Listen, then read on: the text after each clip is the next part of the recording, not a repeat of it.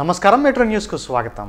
Inter exams ప్రశాంతంగా ప్రారంభమయ్యాయి. జిల్లా వ్యాప్తంగా 92 పరీక్షా కేంద్రాలను అధికారులు ఏర్పాటు చేశారు. మార్చి 20 వరకు జరిగే ఎగ్జామ్స్ ఉదయం 9 గంటల నుంచి మధ్యాహ్నం 12 గంటల వరకు నిర్వహించనున్నారు. పరీక్షా కేంద్రాల్లో విద్యార్థులకు మౌలిక వసతులు కల్పించారు. స్టూడెంట్స్ను క్షుణ్ణంగా చెక్ చేసిన తరువాతే ఎగ్జామ్ సెంటర్లోకి అనుమతించారు. ప్రతి రూమ్లోనూ సీసీ కెమెరాను పెట్టి ఎప్పటికప్పుడు అధికారులు పర్యవేక్షిస్తున్నారు.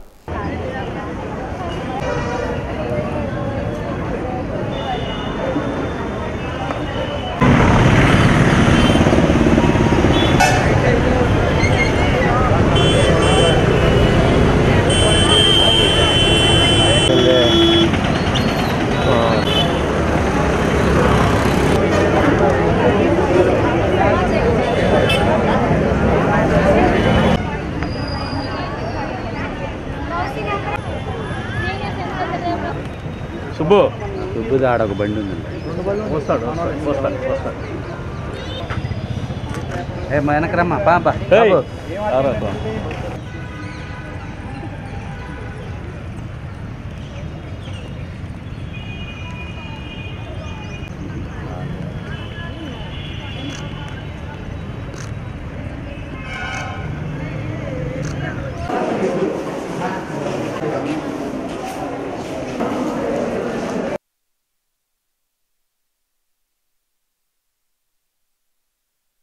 మార్చి 2న చంద్రబాబు సమక్షంలో లావు శ్రీకృష్ణదేవరాయలు టీడీపీలో చేరనున్నారు. గురజాలలో నిర్వహించే రా కదలిరా సభలో తాను టీడీపీలో చేరనున్నట్లు ఆయన తెలిపారు. గుంటూరులో శ్రీకృష్ణదేవరాయలు మీడియాతో మాట్లాడారు. పల్నాడు ప్రజలు ఇప్పటి వరకు ఇచ్చిన అండను అలాగే భవిష్యత్తులో కూడా కొనసాగించాలని కోరారు. 2 మార్చి 2024 దాచేపల్లిలో జరగబోయే రా కదలిరా మీటింగ్లో చంద్రబాబు గారి సమక్షంలో నేను పార్టీలో చేరుతా ఉన్నాను. ఇప్పటిదాకా నన్ను ఎలాగైతే పల్నాడు ప్రజలు ఆశీర్వదించారో అదేవిధంగా ఈ జర్నీలో కూడా పల్నాడు ప్రజలందరూ కూడా నన్ను ఆశీర్వదించాలని చెప్పి మనస్ఫూర్తిగా కోరుకుంటాను, ఆశీర్వదిస్తారని చెప్పి నేను అనుకుంటా ఉన్నాను. ఈ సభని పెద్ద ఎత్తున పల్నాడు ప్రజలందరూ కూడా వచ్చి విజయవంతం చేయాలని చెప్పి కోరుకుంటా ఉన్నాను. ఏటుకూరు వద్ద జాతీయ రహదారిపై ఘోర రోడ్డు ప్రమాదం జరిగింది. ట్రాక్టర్ను కారు ఢీకొనడంతో 3 స్పాట్లో మృతి చెందగా మరో 3 తీవ్రంగా గాయపడడంతో జీజీహెచ్లో చికిత్స అందిస్తున్నారు. క్షతగాత్రులను టీడీపీ నాయకులు డాక్టర్ పెమ్మసాని చంద్రశేఖర్, నజీర్, డేగల ప్రభాకర్, కనపర్తి శ్రీనివాస్ తదితరులు పరామర్శించారు. బాధితులకు డాక్టర్ పెమ్మసాని ఆర్థిక సహాయం అందించారు. మృతుల కుటుంబాలకు టీడీపీ అన్ని విధాలా అండగా ఉంటుందని నేతలు తెలిపారు.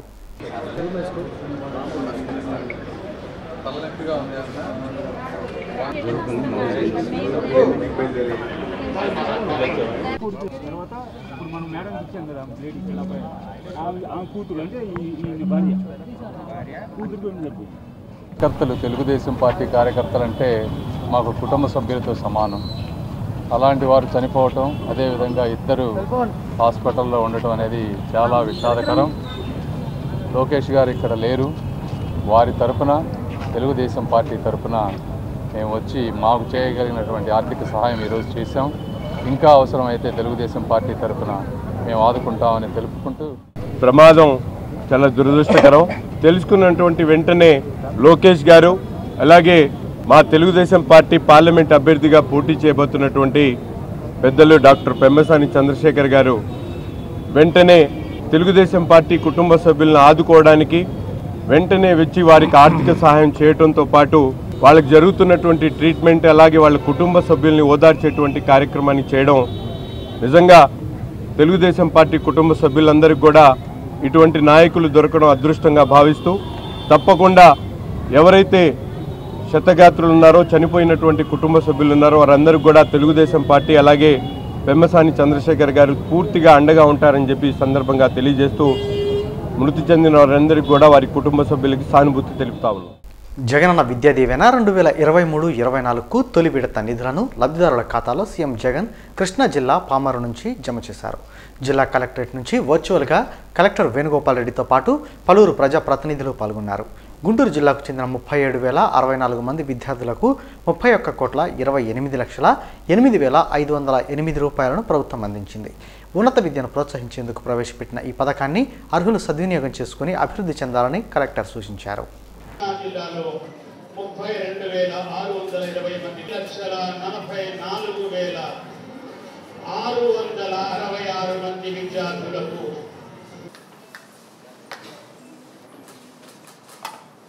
2023-24 సంవత్సరం మొదటి త్రైమాసానికి సంబంధించి జగనన్న విద్యా దీవెన అనే పథకానికి సంబంధించిన పూర్తి ఫీజు రీయింబర్స్మెంట్ కార్యక్రమాన్ని గౌరవ ముఖ్యమంత్రి వర్యులు ఈరోజు పామరు నుండి లాంఛనంగా విడుదల చేయడం జరిగింది. సో ఈ కార్యక్రమంలో మన జిల్లాకు సంబంధించిన 37,064 మంది విద్యార్థులకు సంబంధించి 33,145 మంది వారి తల్లుల అకౌంట్లకి ఈ రోజున గౌరవ ముఖ్యమంత్రి గారు ప్రారంభించినటువంటి ఈ కార్యక్రమం ద్వారా 31,28,00,000 రూపాయలు లబ్ధి జరుగుతూ ఉంది.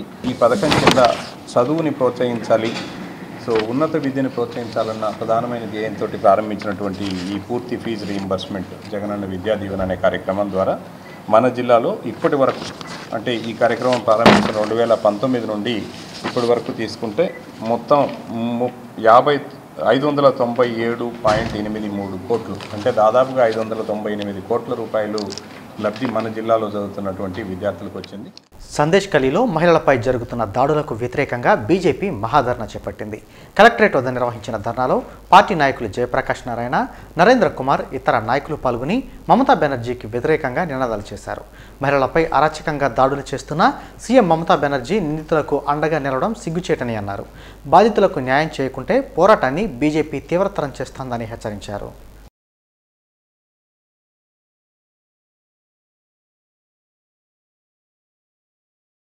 ఘోర అవమానం పశ్చిమ బెంగాల్లో.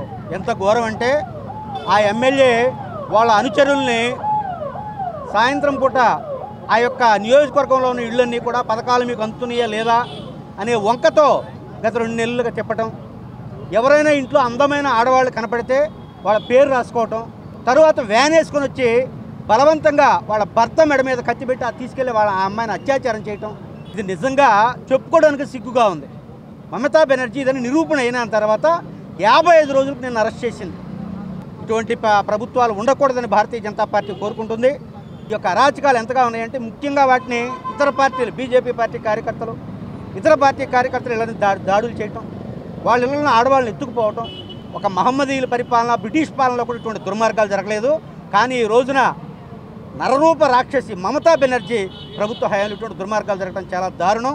నరేంద్ర మోదీ గారు ఎప్పుడు కూడా శాంతియుత మార్గంలో ప్రజలతో చర్చల ద్వారా ప్రజలతో అవగాహన కల్పించి రాజకీయాన్ని మార్చాలి తప్ప బలవంతంగా ఏది చేయకూడదనే ఆయన యొక్క ఉద్దేశంతో మేము నిబద్ధత పాటిస్తూ రాష్ట్రపతి పాలన కోరటం లేదు. కానీ ఈ రోజున అటువంటి పరిస్థితి అక్కడ ఉంది. మహిళలందరూ కూడా ఏది దొరికితే తీసుకొని వచ్చి దాడులు చేసే పరిస్థితి. పోలీసులు కంట్రోల్ చేయలేకపోతున్నారు, మిలిటరీ కంట్రోల్ చేయలేకపోతుంది. ఇటువంటి పరిస్థితులు అరెస్ట్ చేసింది. మమతా బెనర్జీని దేశవ్యాప్తంగా కూడా మహిళలు గుర్తించాలి. మమతా బెనర్జీ గారు అధికారం చేపట్టిన తర్వాత షాజహాన్ ఖాన్ అనే వ్యక్తి తృణమూల్ కాంగ్రెస్కు సంబంధించినటువంటి నాయకుడు సందేశ్ ఖలీలో ఉన్నటువంటి ప్రతి ఇంటింటికి కూడా తిరుగుతూ అభివృద్ధి కార్యక్రమాలు చేపడతామని చెప్తూ అక్కడ ఉన్నటువంటి అందమైన మహిళల్ని గుర్తించి ఎవరైతే అందంగా మహిళ కనపడుతుందో ఆ మహిళల్ని సాయంత్రం పూటకల్లా తన ఆఫీసుకు తీసుకురావాలని కొన్ని వందల మంది మీద అక్కడ అత్యాచారం చేస్తూ ఉంటే గత 55 రోజులుగా వెస్ట్ బెంగాల్లో సందేశ్ ఖలీలో మహిళలందరూ కూడా పెద్ద ఎత్తున ఉద్యమం చేస్తూ ఉంటే ముఖ్యమంత్రిగా ఉన్నటువంటి మమతా బెనర్జీ ఎక్కడ స్పందించకుండా, ఎక్కడ మాట్లాడకుండా ఇవాళ హైకోర్టు ఆదేశం ఇచ్చిన తర్వాత అక్కడ ఉన్నటువంటి ఈడీ కానీ, సిబిఐ కానీ, లేదంటే పోలీసులైనా సరే అరెస్టు చేయాలి, 48 గంటల సమయం ఇస్తున్నామని చెప్పి హైకోర్టు చీఫ్ జస్టిస్ చెప్పిన తర్వాత తప్పనిసరి పరిస్థితుల్లో ఇవాళ ఆ షాజహాన్ ఖాన్ని అరెస్ట్ చేసి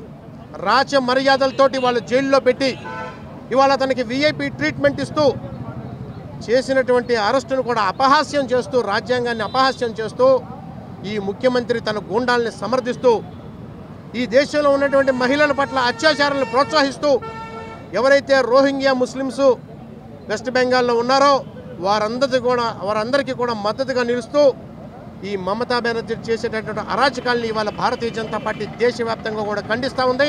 ఇవి ఇప్పటివరకున్న అప్డేట్స్. మరిన్ని అప్డేట్స్తో మళ్ళీ కలుద్దాం. నమస్కారం.